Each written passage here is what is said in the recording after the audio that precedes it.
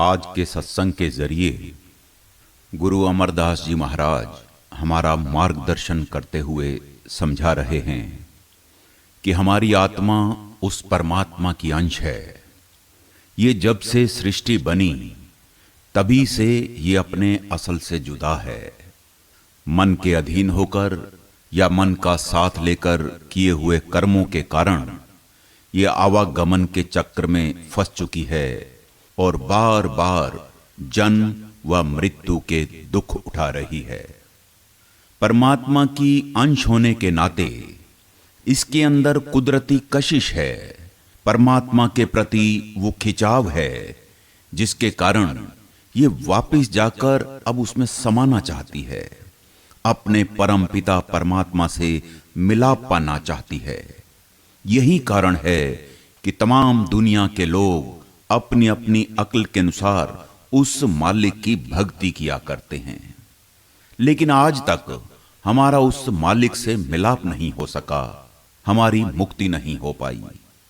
वो इसलिए क्योंकि हम सब अपनी मन बुद्धि के अनुसार उस मालिक को पाना चाहते हैं, जिसका नतीजा क्या होता है। आपने फरमाया, मनमुख कर्म कमावणे दरगे मिले सजाए। देखा देखी या अपनी मन बुद्धि से ये जितने भी बाहर मुखी भक्तियों को हम अंजाम देते हैं, इनसे कभी भी हमारा उस मालिक से मिलाप नहीं हो सकता। गुरु अर्जन देव जी महाराज के बोल हैं कि अनेक कर्म किए बहु तेरे, जो कीजे सो बंधन पैरे। आप फरमाते हैं, मन के अधीन होकर हम जो भी कर्म करते हैं, भले ही वो दिखने में कितना ही अच्छा और पवित्र क्यों ना हो, फिर भी हैं तो हमारे बंधनों का कारण, जिन्हें करने के बावजूद आज भी हम इस संसार का हिस्सा बने हुए हैं। वो इसलिए क्योंकि ये संसार कर्म भूमि है, यहां पर किए हुए हर एक कर्म का हिसाब देना पड़ता है, फिर चाहे कर्म अच्छा हो या बुरा। अच्छे कर्म करते हैं, उसका फल भोगने के लिए भी हमें इस संसार में आना पड़ता है। बेशक हमारी अवस्था तो बदल सकती है, मगर इस आवागमन के चक्र से छुटकारा नहीं हो सकता। और यही कारण है कि हम अनंत युगों से इस संसार में अलग अलग योनियों में बार बार चक्कर काट रहे हैं, और यही हमारे लिए सबसे बड़ी सजा बनी हुई है। दरगे मिले सजाए से आपका समझाने का भाव ही यही है कि इस संसार में बार बार जन्म लेना पड़ता है और फिर से बार बार मरना पड़ता है, क्योंकि जहां भी जन्म लेते हैं वहीं मौत की तलवार फिर से सिर पर लटकनी शुरू हो जाती है। अब ऐसे हालात में से कैसे हम बाहर निकल सकते हैं? वो कौन सी भक्ति है जो उस मालिक को मंजूर है? वो कौन सी युक्ति है जिसे अपनाकर हम हमेशा हमेशा के लिए इस आवागमन के चक्र से छुटकारा पा सकते हैं?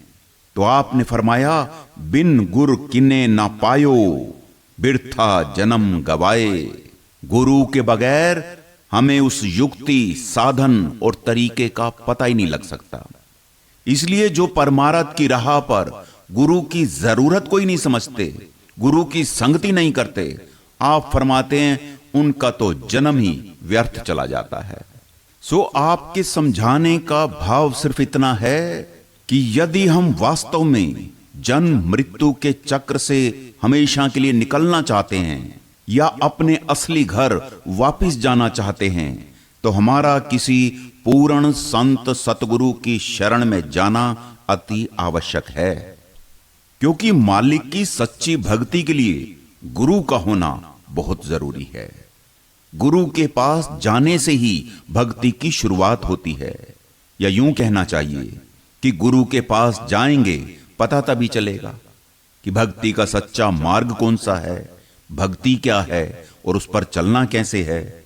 इन सब चीजों की सूझ और समझ हमें किसी पूर्ण संत सतगुरु की शरण में जाने से ही प्राप्त हो सकती है।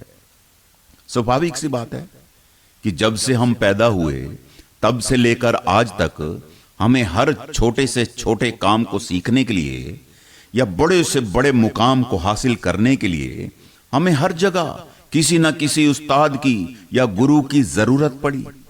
और जहां तक भक्ति की बात आती है, जिसके बारे में हम कुछ जानते तक नहीं कि आखिर वो मालिक है कहां, मिलेगा कैसे, इसके बावजूद क्या हम उसे अपनी मन बुद्धि के अनुसार मिल पाएंगे?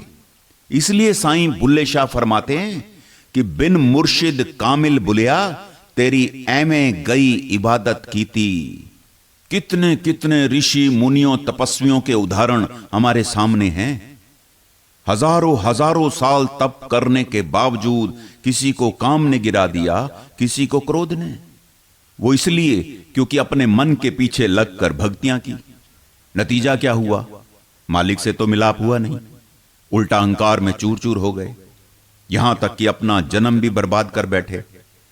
कहने का भाव सिर्फ इतना है कि गुरु के मार्गदर्शन के बिना हम परमार्थ की राह पर एक कदम भी आगे नहीं बढ़ा सकते।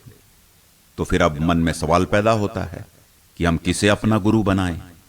स्वामी जी महाराज फरमाते हैं, गुरु सोई जो शब्द स्नेही, शब्द बिना दूसर नहीं सही, शब्द कमावे सो गुर पूरा, उन चरणन की हो जा धूरा।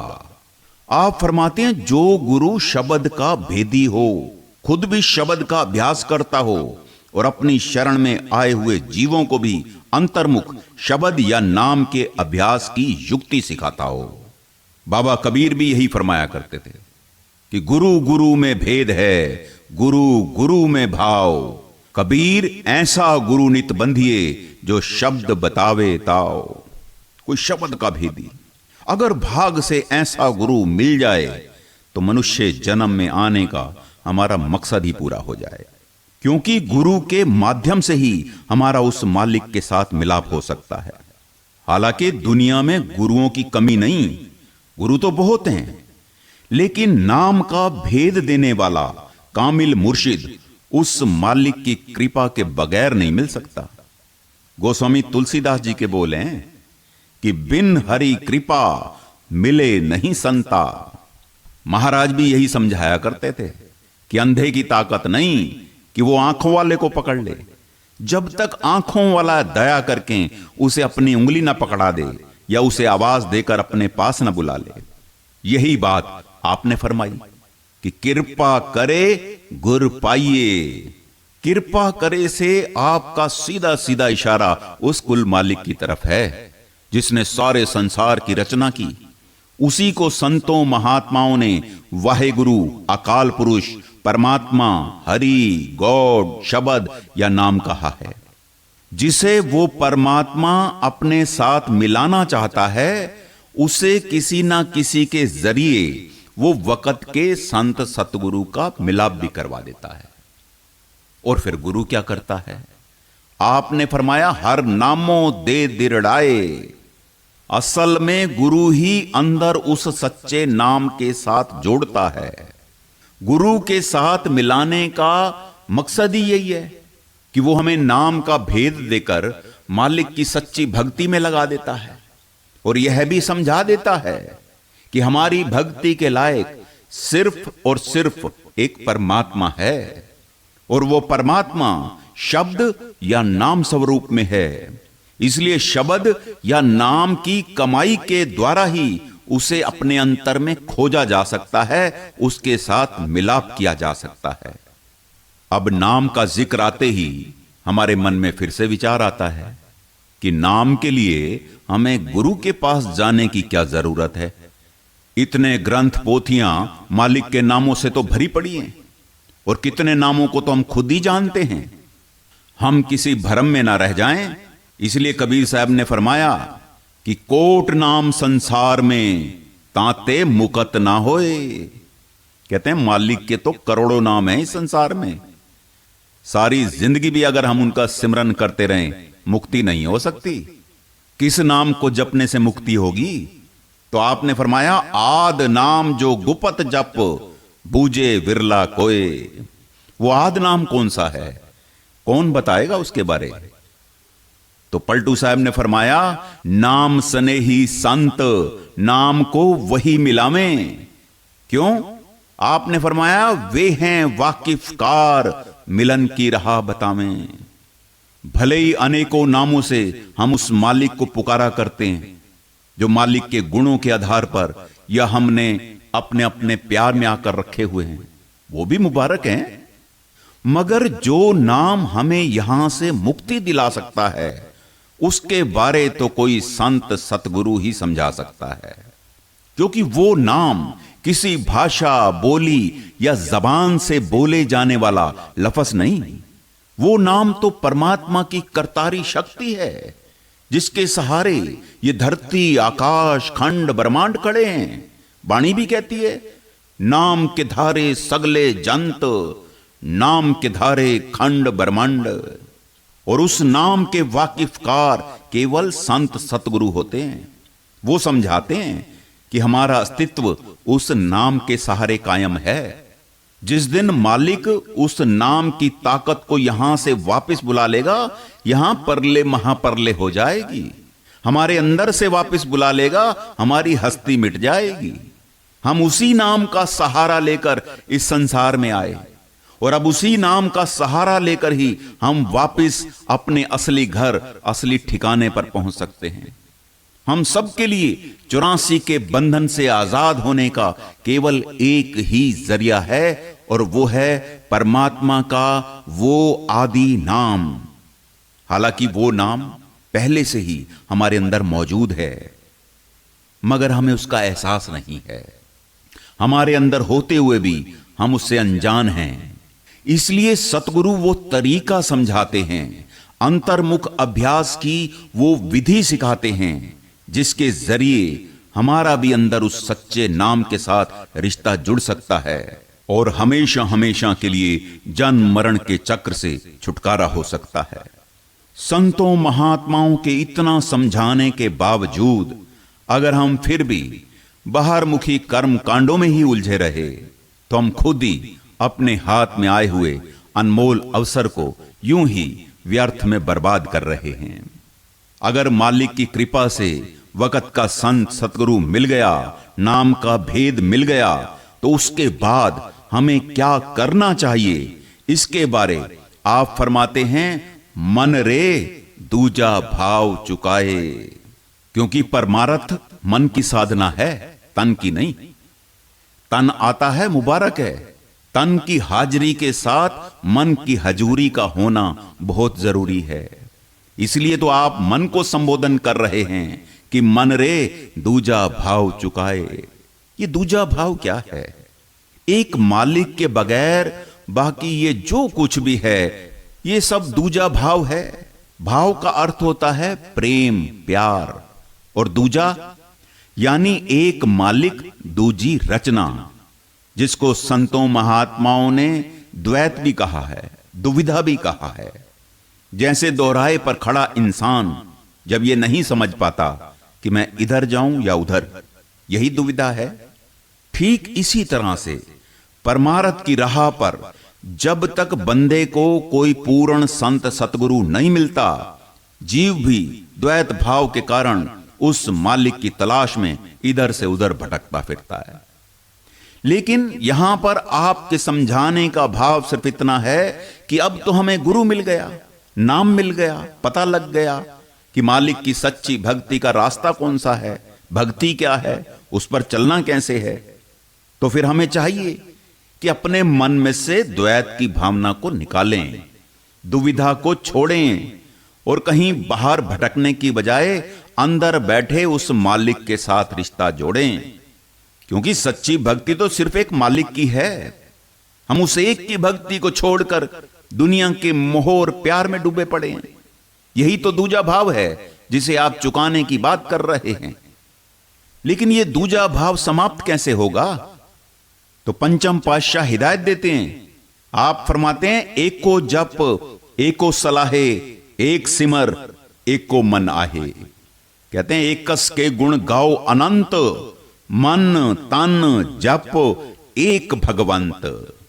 कहते हैं, पूरे तन मन के साथ अंदर बैठे उस परमात्मा की भजन बंदगी में लग, तब ये दूजा भाव समाप्त होगा।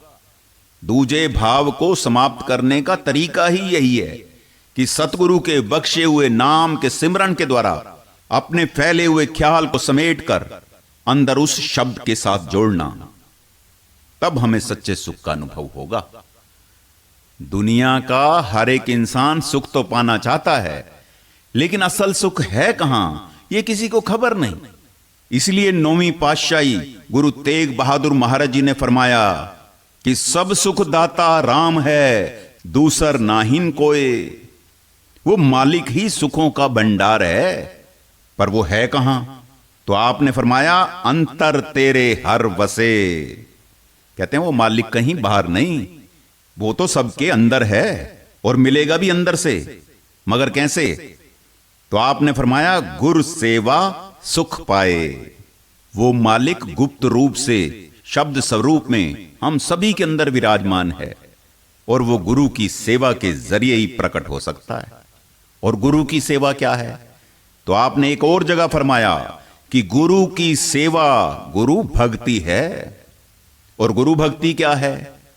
गुरु के बताए हुए तरीके पर चलकर नाम का अभ्यास करना, नाम की कमाई करना, यही गुरु भक्ति है। और क्या है? पर ऐसे गुरुमुख विरले ही हैं जो अपनी मति को छोड़कर किसी संत सतगुरु से उपदेश लेकर अपने अंदर गए हैं। ऐसे गुरुमुखों के लिए वो मालिक नजदीक है। इसके विपरीत जो लोग अभ्यास ही नहीं करते, अंदर ही नहीं जाते, उनके लिए वो मालिक बहुत दूर है। और जबकि कबीर साहब तो यहां तक फरमाते हैं कि ज्यों तिल में तेल है, चकमक में आग। कहते हैं तेरा प्रीतम तुझ में, जाग सके तो जाग। कहते हैं जिस तरह तिलों के अंदर तेल होता है, दिखाई नहीं देता, पत्थर में अग्नि होती है, नजर नहीं आती, उसे प्रकट करने के लिए विधि अपनानी पड़ती है। ठीक इसी तरह से वो परमेश्वर गुप्त रूप से शब्द स्वरूप में सभी के अंदर बैठा है, इसलिए तो दिखाई नहीं देता। उसे प्रकट करने के लिए भी सतगुरु द्वारा बताई गई विधि अपनानी पड़ेगी, तब उसका अनुभव जागेगा। कहने का भाव कि मालिक जिसको भी मिला है अपने अंदर से मिला है, और आगे भी जिनको मिलेगा अपने अंदर से ही मिलेगा। इसलिए हमें जरूरत है सतगुरु की हिदायत के मुताबिक नाम का अभ्यास करने की, तभी हम अपने मकसद में कामयाब हो पाएंगे और अपने अंदर उस सच्चे सुख का अनुभव कर पाएंगे।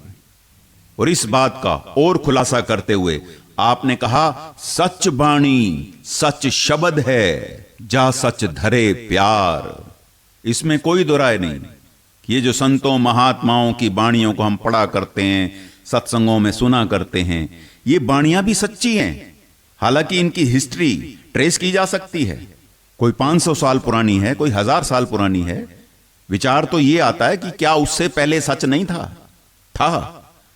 लेकिन उस सच के बारे में यही बाणियां ही तो बता रही हैं कि सच शब्द है जो आज जुगाद से चला आ रहा है।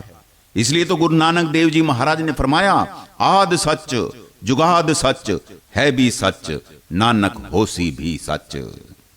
यानी जो पहले भी सच था, आज भी सच है और आगे भी सच रहेगा, वो केवल शब्द है, वो नाम है, वो सच्ची बाणी अनहद बाणी धुर की बाणी है, जिसको संतों महात्माओं ने आकाशवाणी, कीर्तन, कलमा और बांगे आसमानी भी कहा है।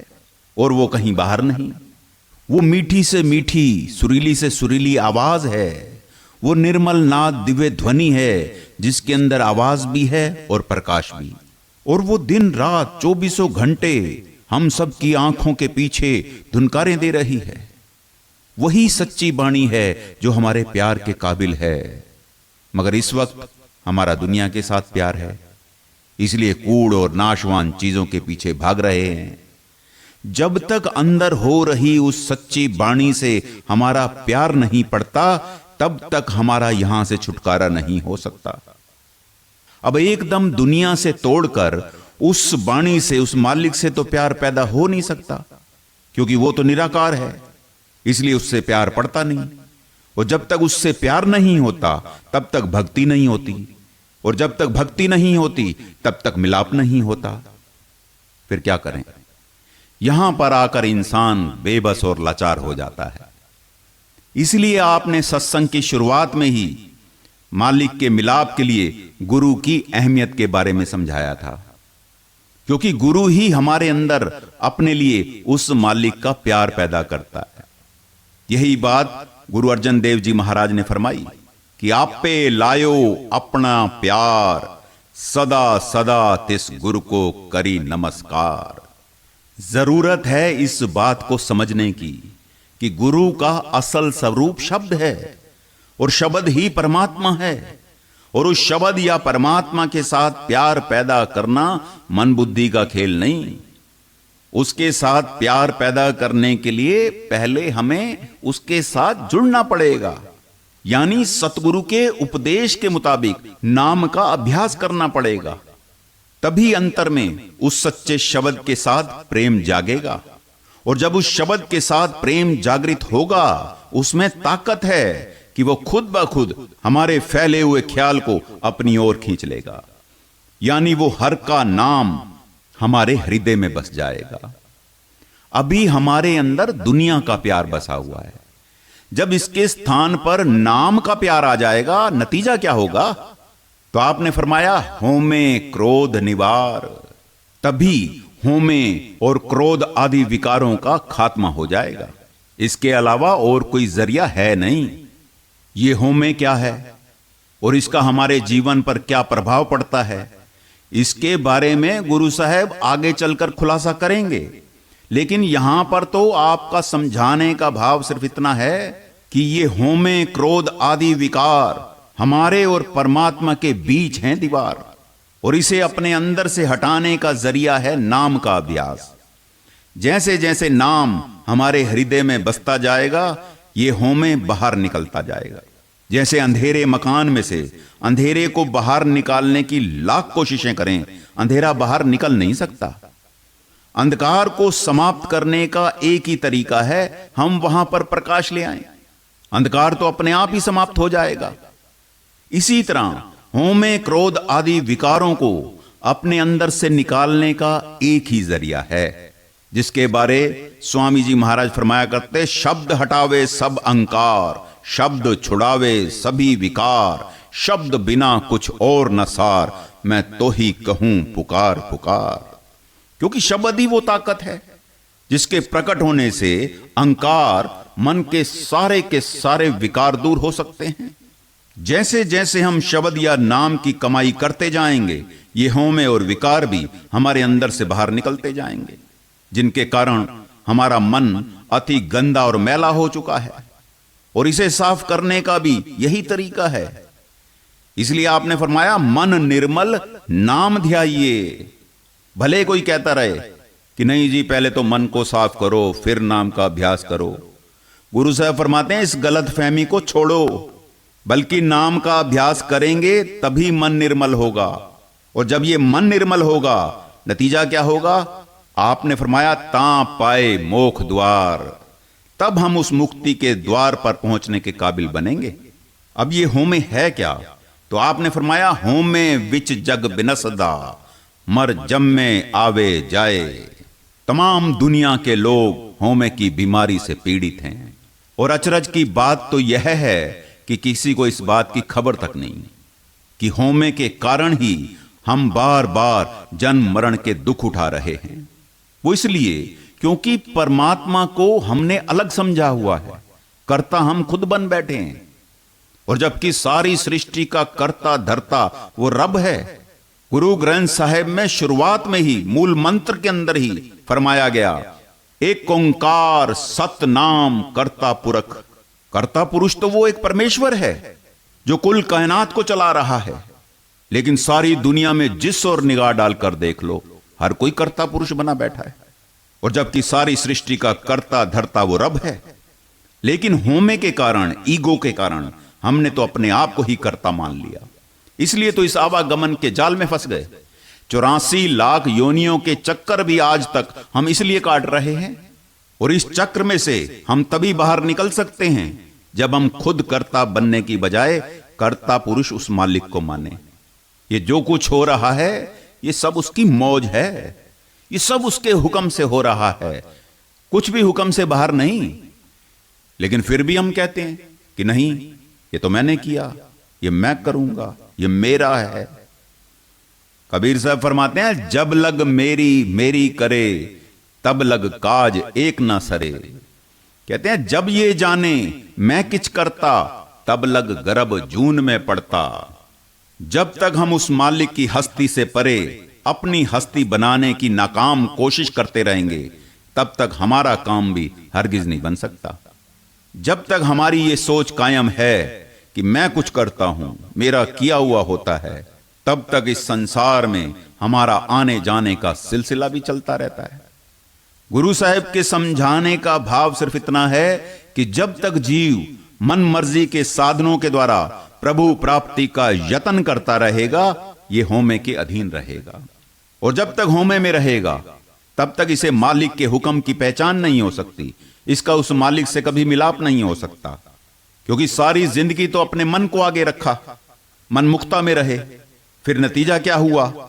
आपने कहा मनमुख शब्द न जाननी, जासन पत गवाए। मन का काम है दुनिया में फंसाना और गुरु का काम है यहां से निकालना। हम गुरु के कहे अनुसार चले नहीं, कभी अपने अंदर उस शब्द या नाम का अभ्यास किया नहीं। अपने अंदर हो रहे उस शब्द को तो हम क्या सुनते, उस नाम को तो हम क्या जानते। अभी तक तो हम अपने आप की पहचान नहीं कर पाए। अगर जीते जी अपने अंदर उस शब्द या नाम के साथ संबंध ही नहीं जोड़ा, तो हम क्या समझे बैठे हैं कि अंत समय किसी के केवल राम नाम सत कह देने से हमारी मुक्ति हो जाएगी। साईं बुल्ले शाह फरमाते हैं, भुल्ले रहे नाम न जपया, गफलत अंदर यार है छपया। हमने तो अपनी सारी जिंदगी मैं मेरी खुदी और अहंकार में ही बर्बाद कर दी। जिसको देखो यही गुमान है कि मेरा घर, मेरी औलाद, मेरे रिश्तेदार, मेरा कारोबार, ये मेरा मेरा करते सब इसी अहंकार में आते हैं और चले जाते हैं। तब खबर लगती है जब मौत सामने आती है, तब रोते हैं। अब रोने से क्या बनता है? सारी जिंदगी तो मन मर्जी के मुताबिक चले, कभी किसी की बात नहीं सुनी, कभी किसी की बात नहीं मानी। अगर मानते तो अब तक तो हमारा काम बन जाता। लेकिन हमने सारी जिंदगी अपने मन का कहा माना, मन मुक्ता में लगे रहे। फिर नतीजा क्या हुआ? आपने कहा जासन पत गवाए। अंत समय किसी ने हमारी संभाल नहीं करनी, बल्कि जो भी मान सम्मान इज्जत हमने यहां पर कमाई, वो भी गवा कर चले जाएंगे। अगर उस परमेश्वर की दया मेहर से हमें इंसान का चोला मिला, इतना ऊंचा और सच्चा सत्संग मिला, गुरु मिला, नाम मिला, तो फिर हमें जरूरत है सिर्फ नाम का अभ्यास करने की। क्योंकि इस कूड़ से निकालकर सच की ओर ले आना, ये उसकी रहमत है। उसकी मौज के बगैर किसी को नाम नहीं मिलता। भले वो नाम हमारे अंदर है, मगर गुप्त है, हमारी पकड़ में नहीं। उसे प्रकट करने का एक ही जरिया है, और वो है गुरु सेवा। इसलिए आपने फरमाया गुरु सेवा नाम पाइए।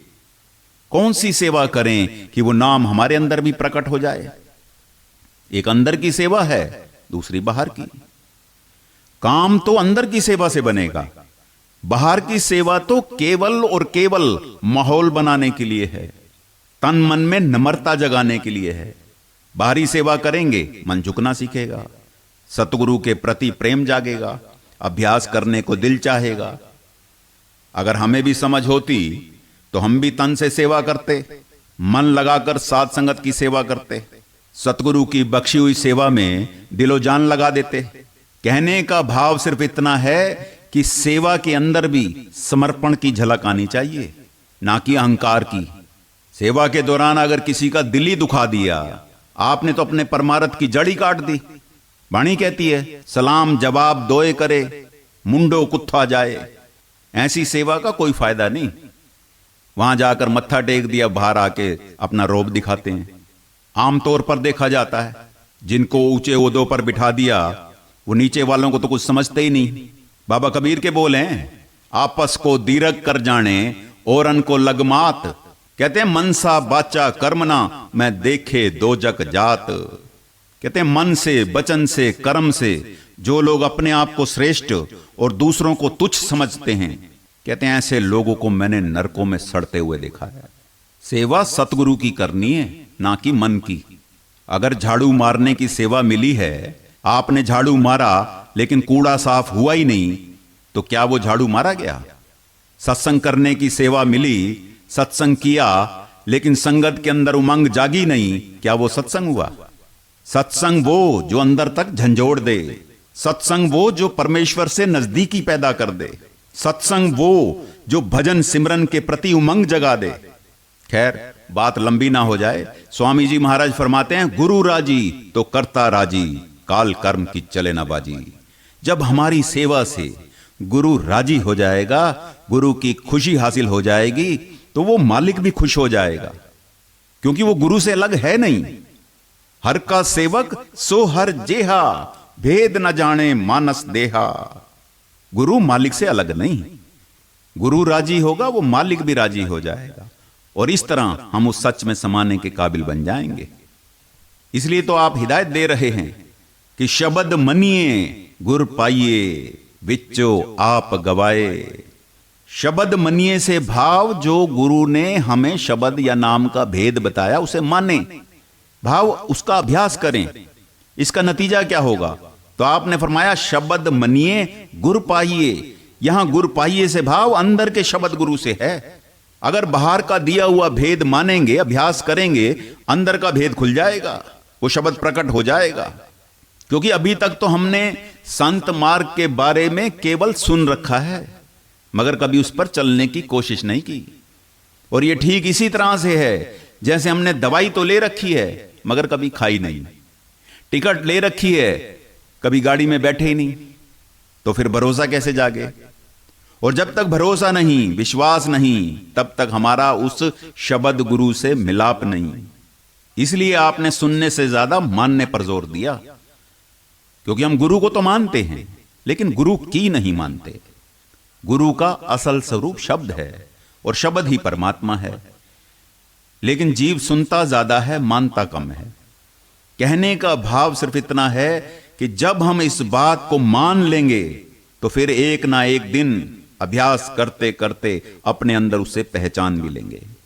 तब हमें पूरा भरोसा भी होगा, विश्वास भी होगा कि जिसे हम बाहर तलाश कर रहे थे वो तो हमारे अंदर ही था।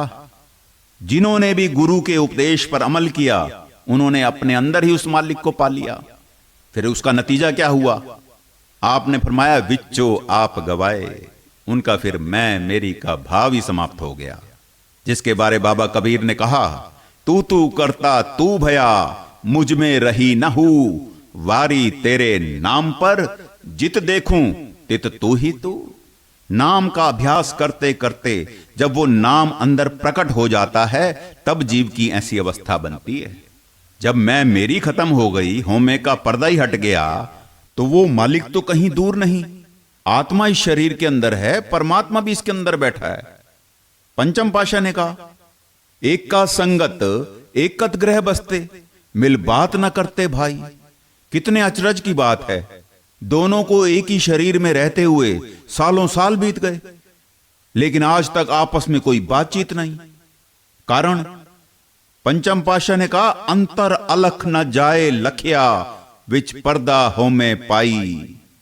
दोनों के बीच अगर कोई रुकावट है, कोई अड़चन है, तो वो होमे की है, ईगो की है।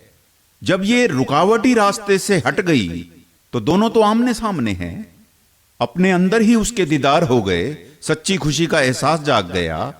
अगर हम भी चाहते हैं कि हमारा भी अंदर से ऐसा भरोसा जागे, हमें भी उस सच्ची खुशी का एहसास हो, तो उसके लिए आप हिदायत कर रहे हैं कि अन दिन भक्ति करे।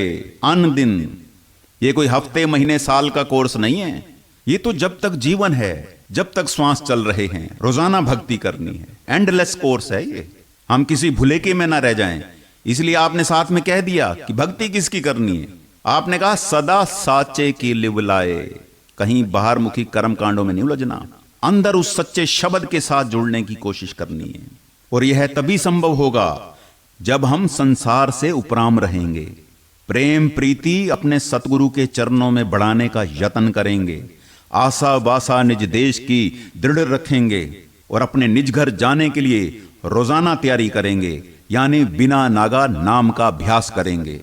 और यही हमारा कर्तव्य है और इसी में हमारा सच्चा लाभ है।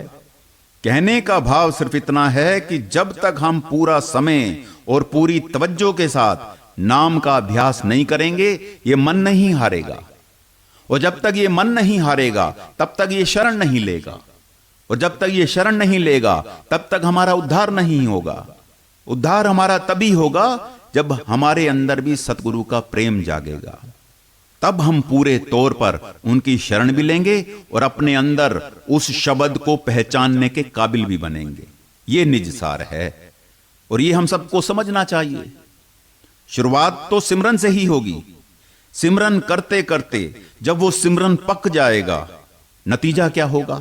आपने कहा, नाम पदारथ मन वस्या, नानक सहज समाए।